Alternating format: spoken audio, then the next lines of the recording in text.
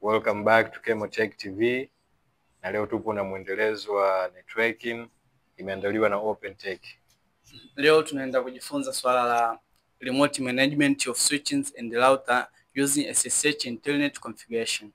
Tunaenda kujifunza jinsi gani unaweza ka manage network devices ambayo iko mbali, lakini huko sehemu ambayo ya mbali kidogo, lakini unataka umanage. Kwa mfano ikitokea unataka kufanya configuration hiyo sehemu ofisini, kuna devices nyingine mpya imekuwa added, inabidi ufanye configuration, au kuna shida imetokea unataka kufanya configuration, na tutatumia hizo protocol ambayo ya kwanza ni SSH, ya pili ni Telnet. Tutaenda kufanya configuration yote, lakini leo tutaweza kuanza na Telnet, afu mwisho wa siku tutaje kumalizia na SSH. Tutafanya pia kwenye switch na router. Kitokea kwa mfano sasa uko sehemu ya mbali unataka kufanya configuration kwenye router na pia kwenye switch, tunatumia hizi hapa protocol ambayo ni SSH na Telnet.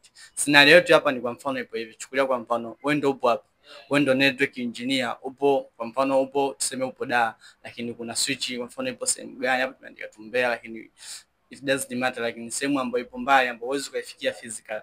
Hapa kuna router pia kwa mfano tuseme ipo Dodoma na pia huku ndio hii router ambayo ipo Dodoma, kuna switch yao, wana server ambao wana save data zao, pia kuna office computer, ofisi zao kuna computer, kuna nini. Sasa ikitokea wewe ndio ulifanya configuration na hii network setup nzima, na uko wapi? Uko Dar. Sasa imetokea huku kumetokea kuna shida, au kuna network device moja imeongeza switch hapa, inatakiwa mtu afanye configuration au nini kwenye switch hii ambayo ipo before. Kwa kuna namna ya kufanya configuration katika hiyo switch. Ikitokea upo mbali, unaweza ukaingia kwenye ile switch ukashabutshuti tatizo ambayo imetokea kule, amekuaddress uje ulifanye, ukafanya kitu chochote. Kwa tunaenda kufanya hicho kitu. Pia sisi hapa kama tulivyosema tuna switch, tutakuwa tuna switch hizi hapa tunazifanyia configuration katika ile web devices. Tuna switch hapa, pia tutakuwa tuna router hii hapa, na pia tutakuwa na console cable ambayo tutatumia kufanya configuration katika hiyo switch. Tutatumia console cable hapa na PC yetu hii hapa kwa ajili ya kufanya nini? Kufanyia hiyo configuration, na pia tutakuwa tuna monitor kwa ajili ya kupata view nzuri. Sasa tuende kuangalia device ambazo tunaenda kutumia the way utakwenda connect.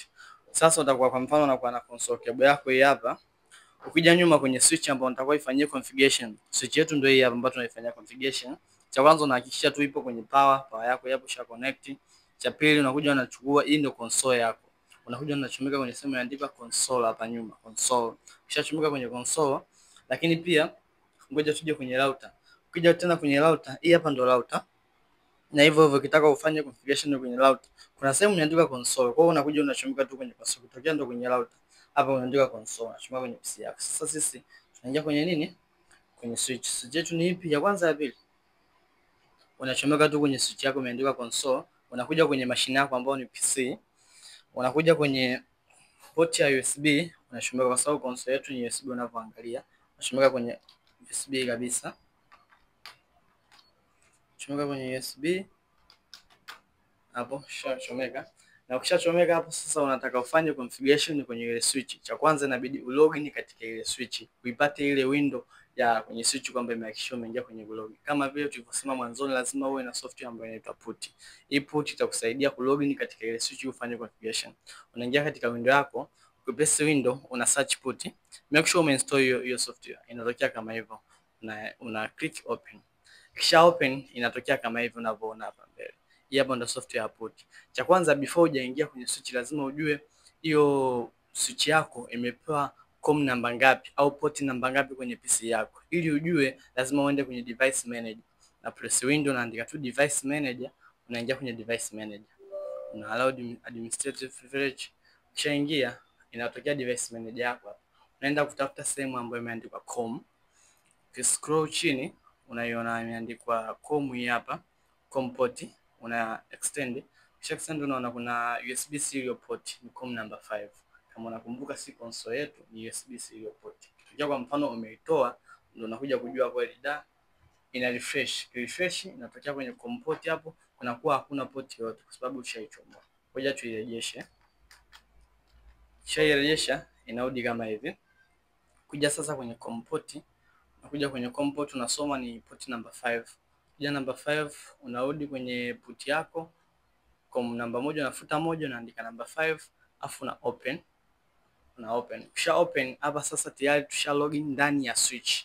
hapa tupo ndani ya switch, tunaweza tukafanya configuration zetu, tukaestablish hizo protocol za kuweza kulogin katika switch ukiwa mbali. Haya, tufungue hii, tu extend hii window yetu, una press to enter. Kisha enter, sasa hapa tayari nipo kwenye switch. By default jina la switch na kwa ndio hivyo host name ya switch na kwa switch. Kwa hiyo tusha login katika switch yetu hii hapa.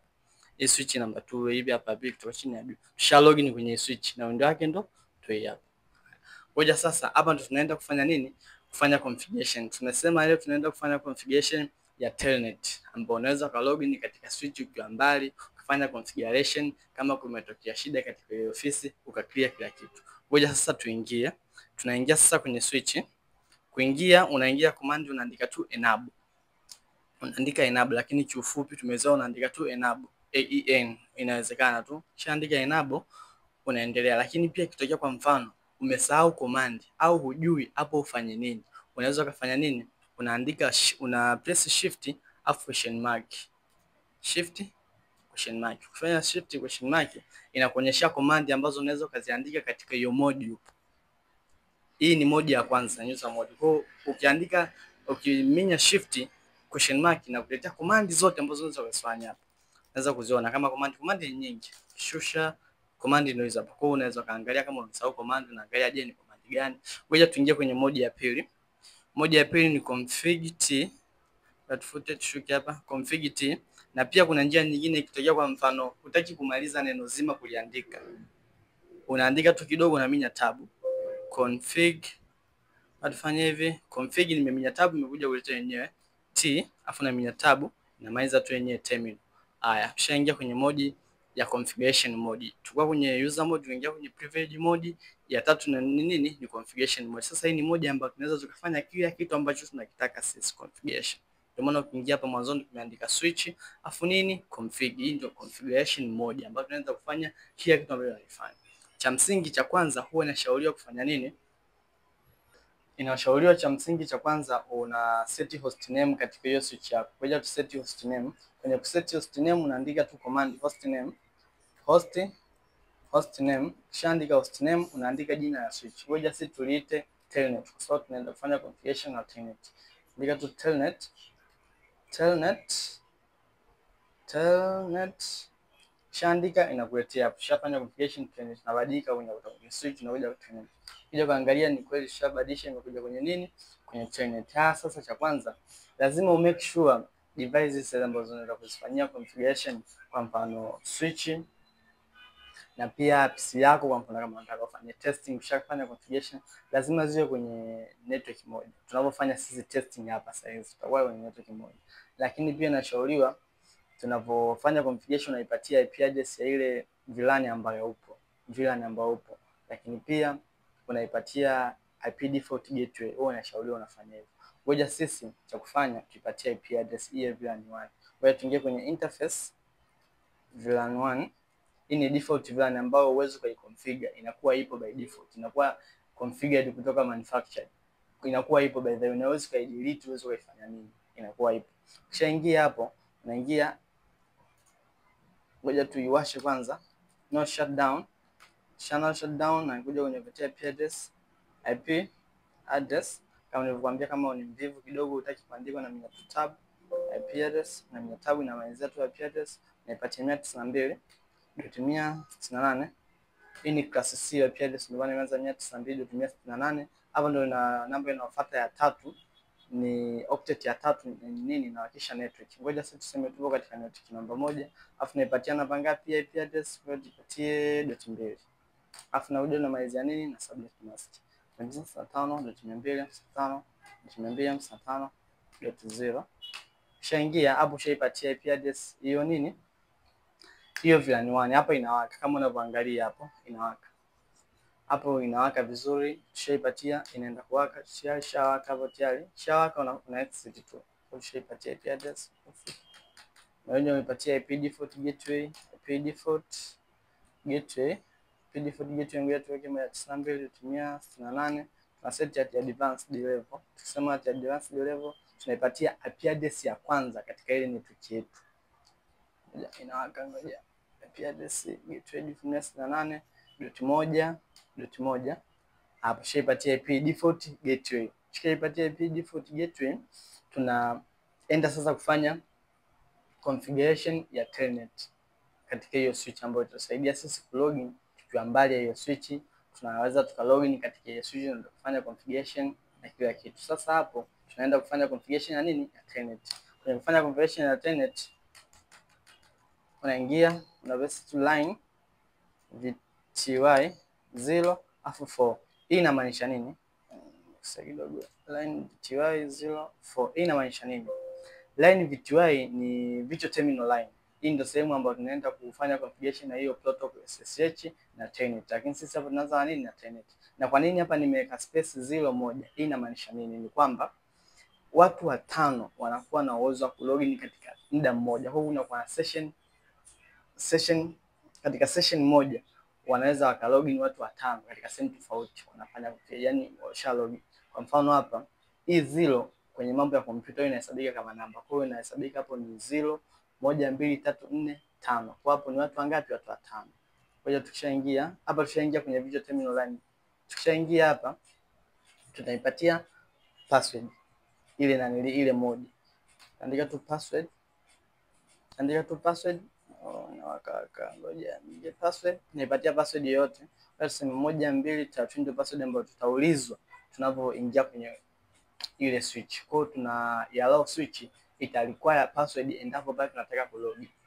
Ukishaweka password, ukishaipatia password yako utatumia 1 2 3. Ukishaweka password unaandika login. Ukishaandika login hapo unakuja una allow ile telnet. Ukisha allow telnet ndio unakuwa ushamaliza configuration ya telnet. Hapo kwa allow telnet tunaandika transport input. Transport kama nilivyosema, kama mvivu unaandika tu tab, unaandika tu neno moja kama unajua unaandika tab. Transport input, lakini pia kama itokea umesahau unaandika shift question mark na kuletea transport input. Unaandika nini? Kuna SSH, kuna telnet, kuna none, kuna all. Haya. Hapa tuna allow nini? Telnet. Kwa unaandika nini? Telnet. Kama mvivu unaandika te na tab telnet.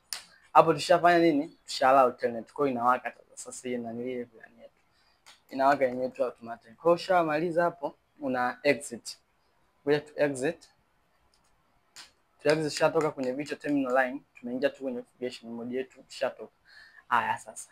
Hapa bado hatujamaliza. Kitu kingine ambacho huwa kinashauriwa kabla hujaingia kwenye kutesti kama telnet yako inafanya kazi, huwa inashauriwa ufanye nini? Uset pia password katika privilege mode, uset password. Katika uset password katika privilege mode kuna njia mbili. Unaweza kaandika enable password na enable secret. Kuna tofauti mbili kati ya enable password na enable secret.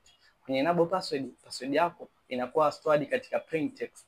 Na ukisema enable secret, katika password yako ambayo umeandika inakuwa stored katika security mode. Kwa mtu yote atakayeangalia configuration ambazo zimefanywa kwenye switch katika password anaiona katika maneno ambayo ile itakuwa ishakuwa secured. Lakini ukiandika enable password ni plain text. Enable secret inakuwa secured. Ngoja tu enable password, enable secret tabu, andike tu 1 2 3 na yenyewe. Tuna mambo mengi kidogo. Haya, tushafanya configuration zetu, tunaenda kusave. Kwenye kusave andika do write memory. Hapo ndio tuna save configuration zetu tulizofanya. Hapo tusha save configuration zetu. Sasa ambacho tunaenda kufanya sasa hizi ni kwenda kutest configuration yetu. Je, kweli telnet imekubali? Sasa ambacho tunaenda kufanya, naenda kuchomoa hii console. Nikienda kuchomoa hii console, nimechomoa hii console tayari ishatoka, nakwambia ishatoka. Naenda kufanya nini? Naenda kuchukua Ethernet, natumia sasa Ethernet kwenda ku login katika ile switch. Kwa mfano tuseme hii ndio tunafanya testing, tunatumia Ethernet. Naenda kutumia Ethernet. Sasa console nishaitoa, naenda kutumia Ethernet, nachomeka kwenye PC yangu, afu naenda ku login kwa kutumia nini? SSH. Kwa sababu natumia telnet, tumefunga telnet kwa sababu ukitaka login kwenye ile switch lazima uwe na nini? Na hii hapa, hii console at the first time. Lakini nisha configure telnet, kwa unaweza kutumia kwenye ndi devices yangu hata kama switch nini hii PC, naenda ku login kwa ile telnet. Kwa unakuja unachomeka tu, unakuja kwenye switch yako. Switch yetu ni hapa namba 2 ambayo tunaifanyia configuration. Kwa tuingize kwenye port namba 5. Chomeka tu Ethernet yako kwenye port namba 5. Unakuja kwenye PC yako. Kuna sehemu ya Ethernet. Unakuja kwenye Ethernet hapa. Nachomeka hivi ko hivyo. Internet kidogo ni fupi, kwa hiyo tusogeze hapa.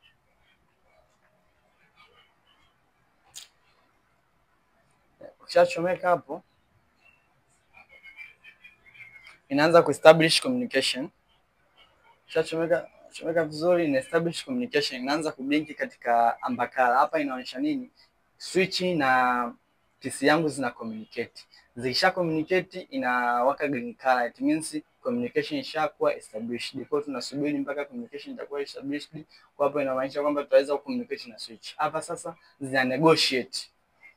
Zinatumiana IP address, switch inazumiana MAC address. Switch na store MAC address ya PC yetu kwenda na kwa hivyo. Kwa hiyo utaangalia mpaka inakuja kwenye green color. Kija kwenye green switch yako hapa tayari ishakuwa green color. Sasa ngoja tuje kwenye PC yetu. Sasa tukija kwenye PC yetu, cha kwanza lazima tujue kwamba PC yetu tunaipa IP address ambayo iko sawa katika ile network ambayo tumeipatia. Haya, sasa kutaka kuipatia ile PC yako IP address, unaingia kwenye network and internet setting. Ingia network and internet setting, unaingia kwenye network and sharing center, tunaenda kuipatia switch, tunaenda kuipatia PC yetu IP address. Unaingia kwenye Ethernet. Ukiingia kwenye Ethernet hapo, unaingia kwenye sehemu ambayo imeandikwa properties. Press properties na enable yes. Ingia enable yes, tunaingia kwenye IP address version 6. Unatafuta IP address version 6 ni hapa. Hii hapa. Kisha press unaingia properties. Kisha ingia properties, hapa ndo sehemu ambayo tunaenda kufanya nini? Kufanya configuration za IP address. IP address version 4, hii ndo version 4. Ukiingia hapo na press properties. Press properties, hapa tunaenda use the following IP address kwa sababu tunataka tuweke katika network ambayo ndio sehemu ambayo tunaenda kufanyia testing. Kama unakumbuka kule VLAN 1 tumpatia IP address 192.168.1.2. Ngoja PC yetu tumpatie 3. 192.168.1 inaonyesha ni network, kwa tupo katika network ambayo ni moja, kwa itakuwa ni sawa. IP address tunampatia ngapi? Tunasema tunampatia 3. Switch tunampatia ngapi? Tunampatia 1. Tunampatia 2. Haya, katika subnet mask by default inakuja yenyewe ambapo ni 255 tayari. Alafu na press nini? Na press okay, una close. Alafu unafanya nini? Una close. Haya, sasa tushafanya nini? Tushampatia switch yetu IP address sawa ambayo tunayo kwenye PC. Sasa ngoja kuingia kwenye CMD tuping tuone kama kweli tunamuona switch. Kwani niweze kuona vizuri. Haya, ngoja tujaribu kuping 192.168.1.2 au tunaenda kumping switch. Tumemping switch, tunamuona. Ikitokea 0% loss, it means nini? It means ile switch tunafanya nini? Tunamuona. Kwa hapo imekuwa successful kwamba tupo katika network moja, switch tunamuona vizuri. Sasa tunataka tu login kwenye nini? Tu login kwenye switch kwa kutumia protocol ambayo inaitwa nini? Telnet. Kwa tunaenda kufanyaje? Tunaenda ku login kwa kutumia ile IP address ambayo tuliset katika ile switch. Tunaenda kuitumia kufanya nini? Ku login katika ile switch yetu ambayo tumeifanyia telnet. Haya, sasa kwenye ku login unaandika telnet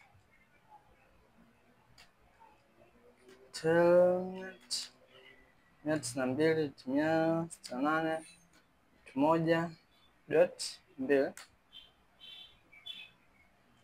Haya, sasa tusha login. Haya, switch vizuri hapa.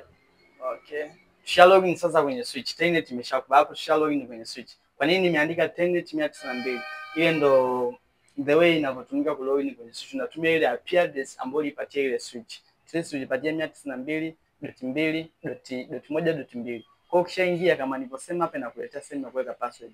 Hii ni password ambayo tuliweka katika privilege mode kama nilivyokuambia. Ni best practice, lazima katika privilege mode weke nini?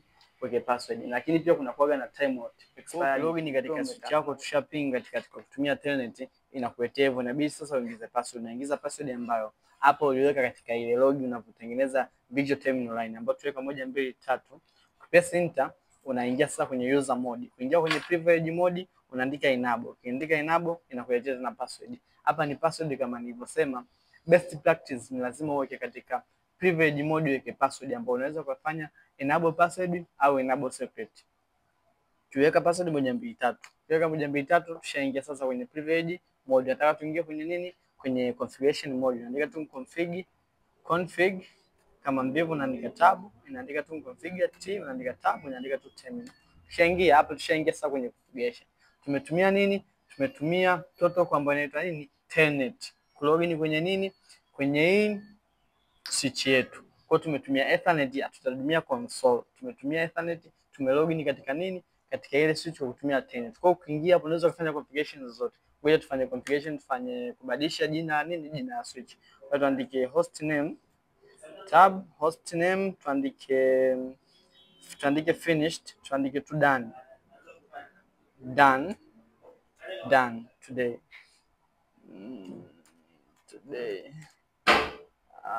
done today. Hapa shaandika, angalia jina ishabadilika. Kwa ndio inakuwa ndio hivyo. Unaweza ukafanya configuration zozote zile, ka enable tu SSH, ukafanya yani kila kitu unaweza ukafanya configuration, lakini umelogin kwa kutumia protocol ambayo inaitwa nini? Telnet. Na protocol nyingine ambayo tutakuja kujifunza hapo mbeleni ni protocol ya SSH. Hii ni more secured kuliko Telnet. Telnet, na kwa mfano ukiwa unafanya configuration umelogin upo remote, akitokea hackers man in the middle anaweza kaangalia password zote ambazo zinakuwa transferred katika yako nini. Kwa Telnet so secure na haitumiki sana nowadays. Inayotumika sana ni SSH ambayo ni secure kidogo, ambayo information zozote ambazo zinakuwa established katika wewe na switch zinakuwa encrypted, lakini Telnet zinakuwa ni plain text. Kwa inakuwa ni hatari zaidi kwako. Kwa mfano password, mtu anaweza kujua password gani na yeye akaingia kwenye hiyo switch akafanya vitu ambavyo havitusii, vitu vibaya. Haya, sasa kwa mfano ngoja turudi kwenye scenario yetu. Scenario yetu ilikuwa ni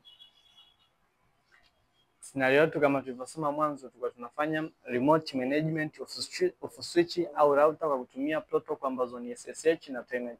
Leo tumefanya management ya switch kwa kutumia protocol ambayo inaitwa nini? Inaitwa Telnet. Session inayokuja tutatumia protocol inaitwa nini? SSH, ambayo ni more secure. Kwa tutaona jinsi gani unaweza kufanya configuration ya protocol SSH. Leo tumetumia switch na PC yetu hapa, ambapo kwenye reward devices ni hapa. Tumetumia switch hapa na pia tumetumia console na tumetumia PC yetu kufanya configuration. Na kama unavyoona imekuwa successful. Kwa next session itakuwa ni kwamba tutakuja kutumia hii hapa router yetu ambayo ni hii hapa ku enable SSH pia na Telnet. Inakuwa ni easy sana. Kwa guys, I think kama umekuwa interested sana the way tutakavyoenda in deep, namba zitakuwa hapo juu.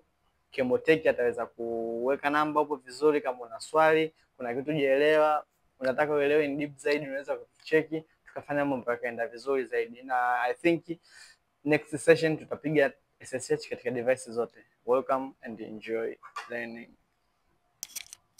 Pia unaweza ukacomment SSH kwa ajili ya part 2. Asante.